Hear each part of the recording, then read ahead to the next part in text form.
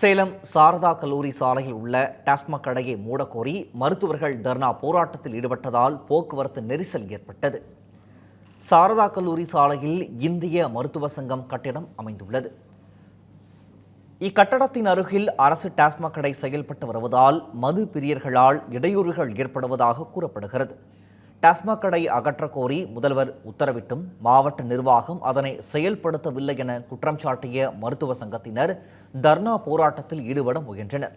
அப்போது அவர்களை காவல்துறையினர் தடுத்து நிறுத்தியதால் 200க்கும் மேற்பட்ட மருத்துவர்கள் சாலை மறியல் போராட்டத்தில் ஈடுபட்டனர்.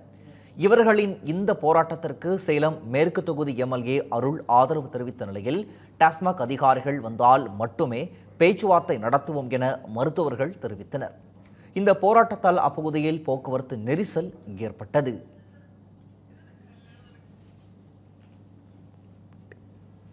இங்க எந்த இடத்துலயுமே அதாவது பொதுமக்கள் அவங்க வண்டி நிறுத்துறதுக்கு இடம் கிடையாது.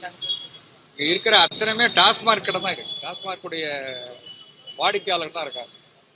கடையும் அந்த குறிப்பிட்ட நேரத்துல கடையை மூடுற மாதிரியும் தெரியும். கடையை மூடல, அதுக்கு மேலேயும் கடை சாப்பிட்றான். நைட்டு சாப்பிட்டுட்டு இங்கேயே பாட்டில்ஸ் எல்லாம் போட்டுறாங்க. ரோட்ல நிறைய பாட்டில் இருக்கு. சில நேரம் 10 மணிக்கு மேல இங்கேயே மது குடிச்சிட்டு இங்கேயே படுத்து கிடக்குறாங்க. எலைட் ஷாப்பா இருந்தால் கூட இது போன்ற நடவடிக்கைகளை எங்களால தடுக்க முடியல. நாங்க டாக்டர்ஸ் வேற என்ன பண்ண முடியும்?